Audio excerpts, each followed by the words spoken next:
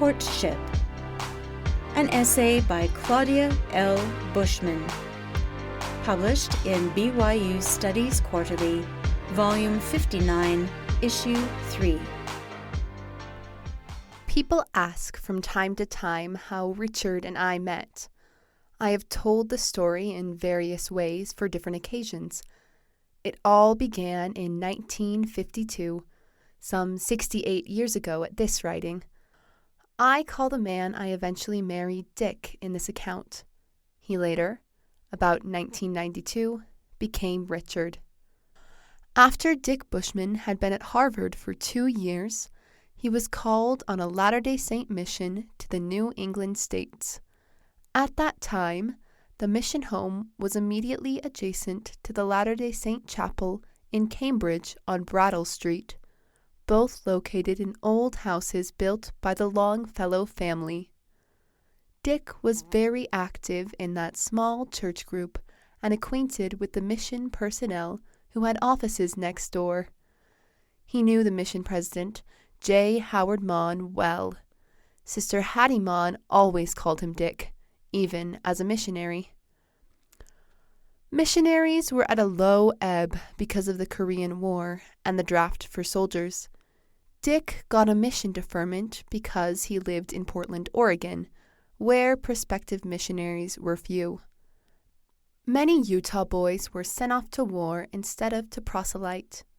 The New England mission had only about 50 missionaries during that time, maybe a quarter of their usual complement, and Dick, known and trusted by the mission president, was frequently sent off alone to supervise the distant elders in all the New England states and Canada's maritime provinces. President Maughan did think that Dick's college friends might be bad influences, and he was instructed to stay away from them. He was not allowed to accept dinner engagements.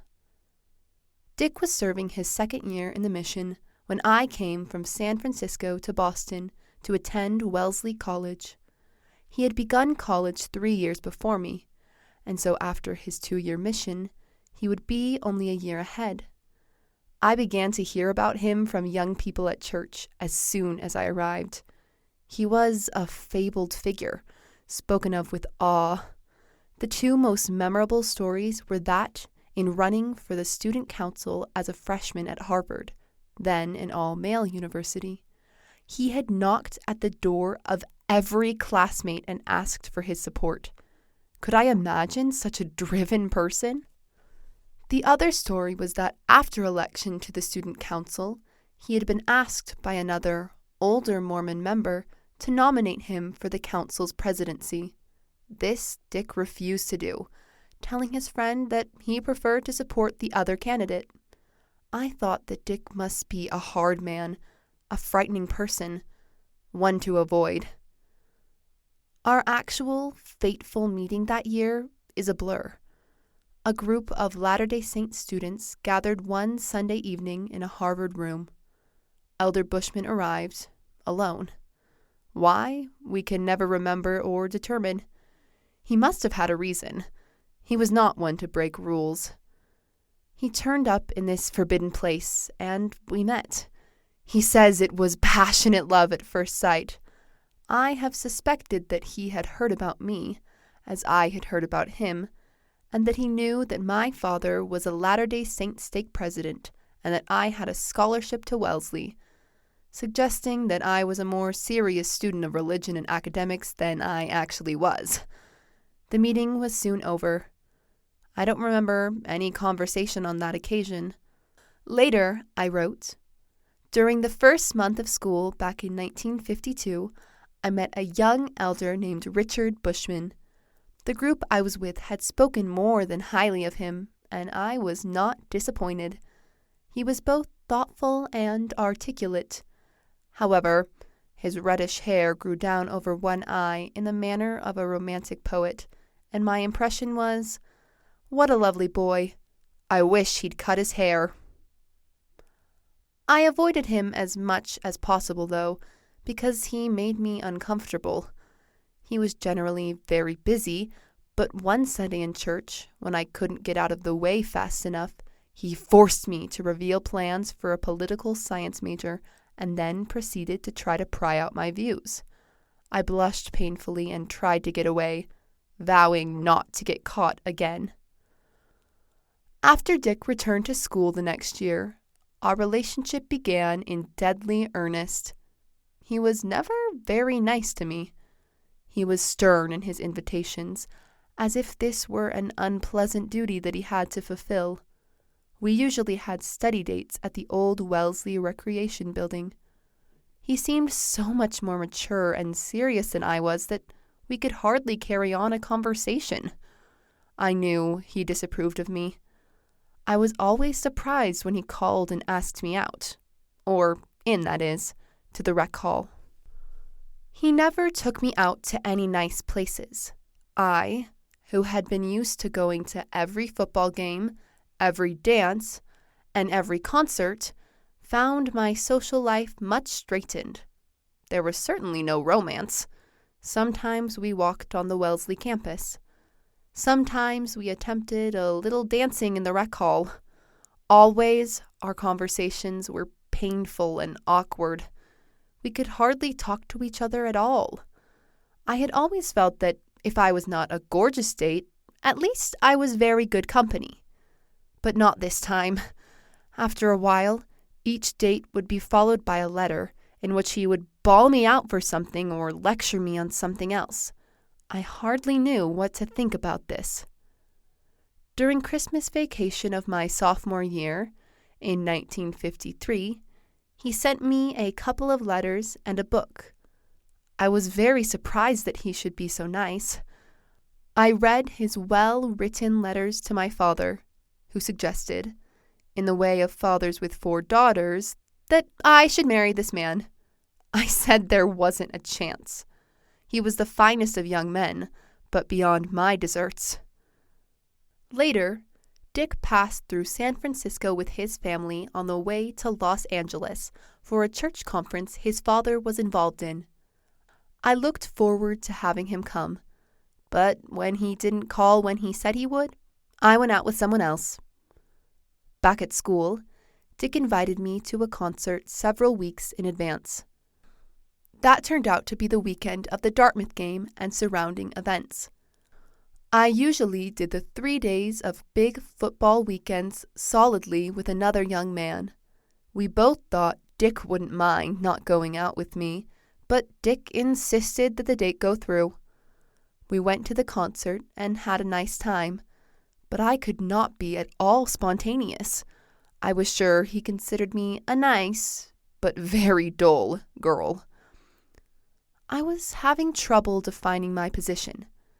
Dick must have been doing more than being nice to me to call me all the time and to take me out, but I was always miserable in his presence, tongue-tied, stilted, and stupid.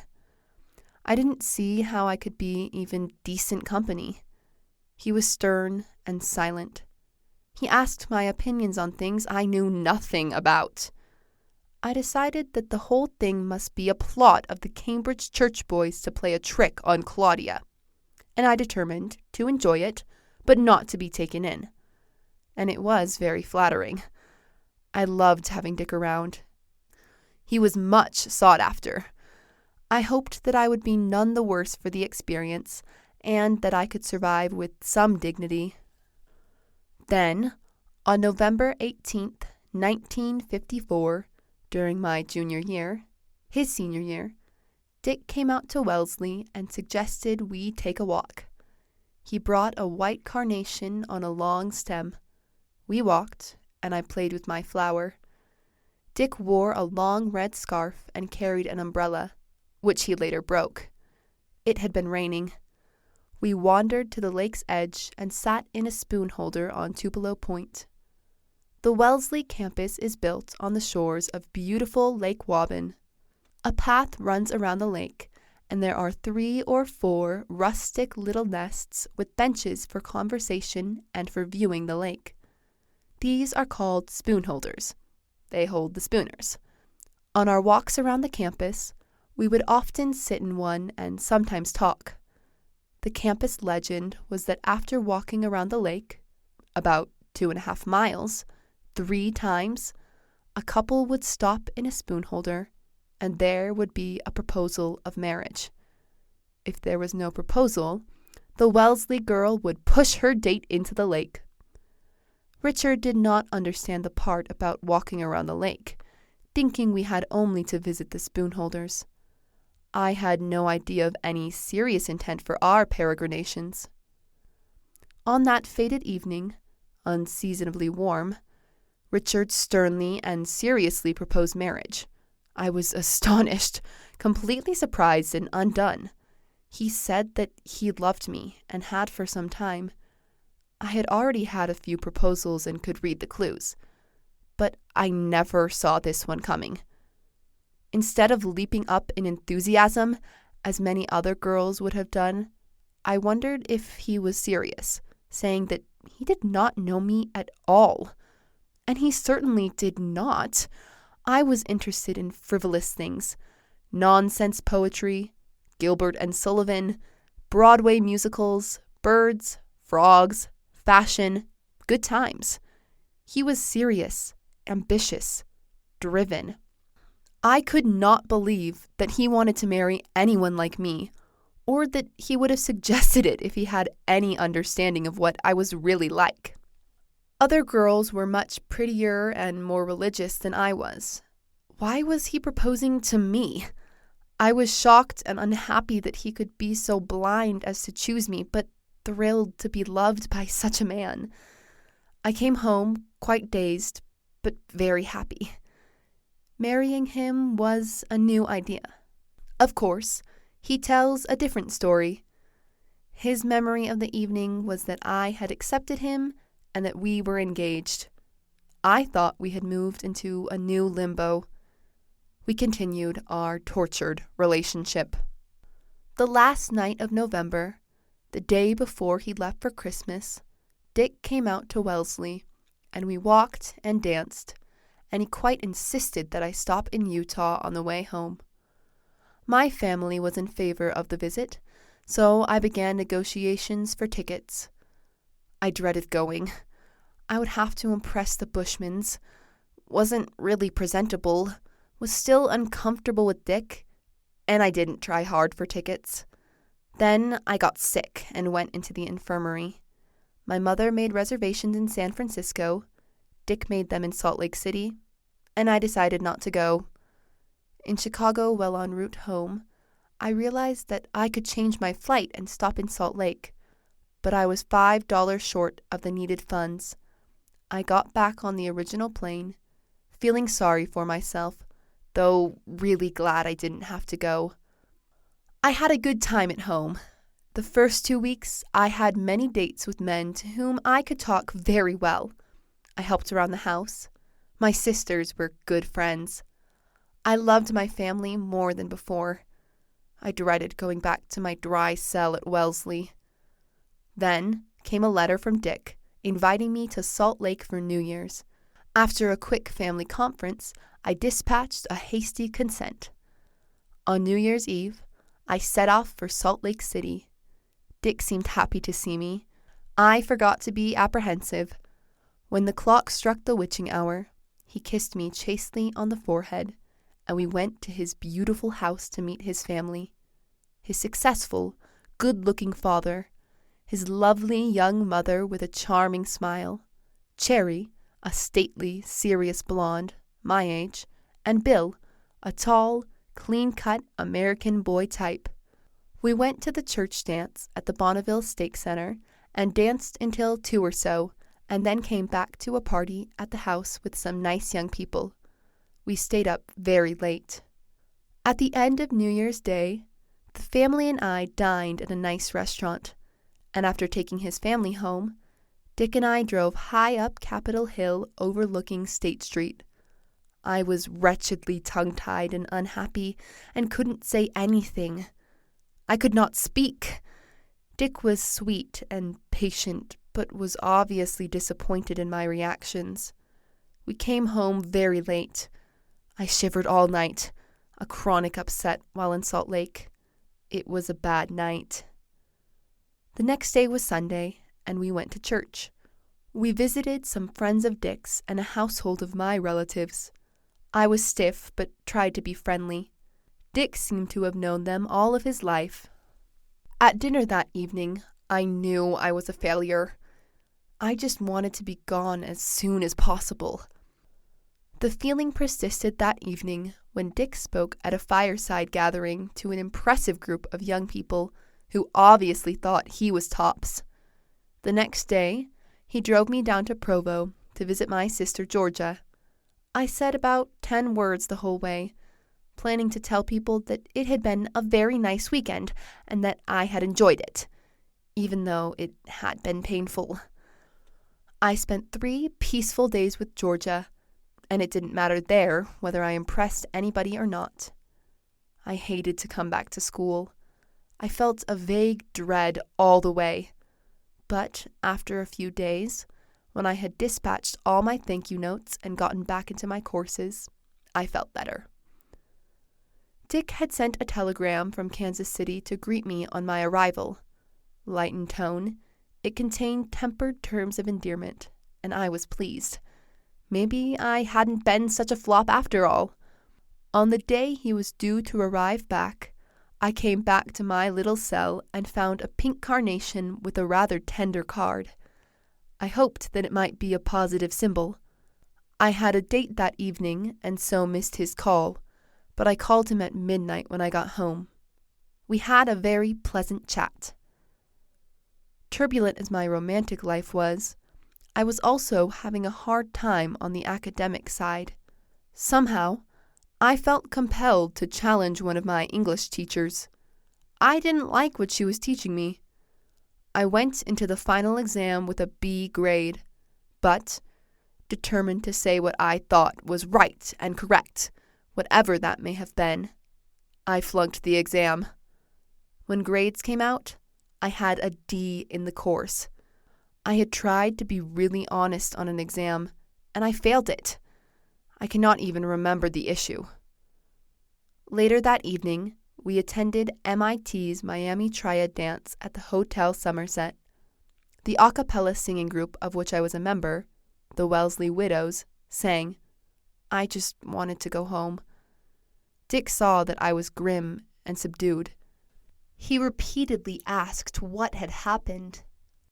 How could I tell him? He was graduating magna cum laude. He was Phi Beta Kappa. He was the class orator. How could I admit to flunking an exam? He would not want anything to do with me. I finally admitted the awful truth and was amazed at his response. Was that all? That was of no significance. He was quite relieved that it wasn't something serious. What could he have imagined? Miss Jones, my Wellesley class dean, called me in to talk about my grades. She wondered why I had fallen down in just one course. The teacher had described it as an inexplicable total collapse, an utter failure. Dean Jones asked if I was having problems, if the college could help, maybe some tutoring. She said that such things were usually related to problems at home. I admitted some personal problems, and she arranged an appointment to see the school psychiatrist. This doctor, on call for Wellesley students, spent an afternoon a month at the college. Going to a psychiatrist was a new and serious business. T.S. Eliot's play, The Cocktail Party, about Christ as a psychiatrist, was then being performed, and Freud was at the height of his popularity. We considered these mind doctors to be superhuman in many ways. I went to see Dr. Snyder to tell him all the things that bothered me. What I had to say was that a romantic situation had reached a difficult climax the night before the exam, exacerbating my antagonistic relationship with my professor. I expected the psychiatrist to dispense some moral judgment, to tell me that what I had done was stupid, childish, and wrong. I knew his time was valuable, $25 an hour, so I told this nice-looking young man everything bothering me about my romance and the exam as fast as I could. I did not know what else to say. He listened, He made a few notes as I talked. He then said that writing the exam in that way was an unconscious attempt to get back at the professor, that there were better ways to do it, and that he could not get excited about the grade. He made a few other comments. It was magic for me. I rose from the chair a new person. I left all my troubles on the floor. I felt cleansed, renewed. I was myself again. I was calm and happy, and ready to commit myself to marriage. Back in my room, I wrote Dick a letter unconsciously full of Freudian imagery, frank and loving, and telling him what I felt and hoped for. I mailed the letter. The letter was delivered. On Thursday, February 17th, 1955, I lived in real terror, but heard nothing. At 4 o'clock, I went to a widow's rehearsal. We were singing to the Harvard freshmen that night. On returning from the rehearsal, I was told that Dick had been calling all afternoon and that there were flowers. I dashed down and got my flowers, a dozen yellow and white roses. The card said that I should give the flowers names, half boys and half girls. I was joyful and overcome. I chatted gaily with the widows and our drivers on the way to Cambridge. Dick was waiting inside the door of Harvard's Memorial Hall. He'd had his hair cut, and it was still a little wet. He enclosed me in a most welcome arm and said he'd see me after the show. Afterwards, I was scooped up and taken home. We walked to Tupelo Point, the same spoon holder we had used about 3 months before, and there, looking out over the lake, we pledged our troth. Dick offered a prayer of thanks and for help in the future. We were officially engaged. The next day was a big Wellesley weekend, carousel. Dick came before lunch bearing daffodils and a balloon. We wandered the campus, identifying trees, enjoying the unseasonably nice weather, ignoring everybody we knew. As a special celebration, we too drove to Boston for a ritzy dinner at Lochaber's. We had a very posh meal, which took a long time to eat. We made many jokes about finishing the meal with baked Alaska, which we called baked elastics. The next day, the widows made a new recording of our songs. We worked for about 5 hours. By the end, 5 of our dates had collected. Dick and I had dinner at Winthrop, his Harvard house, and then went up to his room to have a little discussion. His roommate, Charles, was out for the evening. Dick produced a stack of congratulatory letters. He took a bath while I read the letters and looked through his journal. Then we laid some broad plans for our future together. Trust was first mentioned. We are to be complete and total confidants and tell all. We are to respect each other, and not only to not make fun of our love or take it lightly, but also to never flirt or pay undue attention to anyone else. We are to be constantly alert of ways to help others and of ways in which to disseminate the gospel. I didn't know that I could do very well in these things and doubted that I could keep up. We planned nice things that we do for our children. Take them out, teach them languages, learn them the social graces, stimulate their precocious minds by teaching them the same things we were learning at the time. And we would be civic leaders and good hosts and kind to all. We were full of aspiration. And so we were engaged. We planned and executed our own engagement dinner. I had my picture taken at Bach Rocks, and it ran in the New York Times. People proffered congratulations and felicitations. Dick decided, to my family's chagrin, that he should spend the summer with us in San Francisco. He said that we should be close until the wedding, so that we would not drift apart. He lived in the basement, and my father was impressed when he very quickly got a summer job, worked hard, and helped around the house and the church. In August, We had a big pre-wedding reception in the Sunset Ward Cultural Hall and then set off across the desert to Salt Lake City to be married in the temple. As we pulled away in Dick's black Ford, my mother turned to my father and murmured, "I wonder if she's good enough for him." My own mother!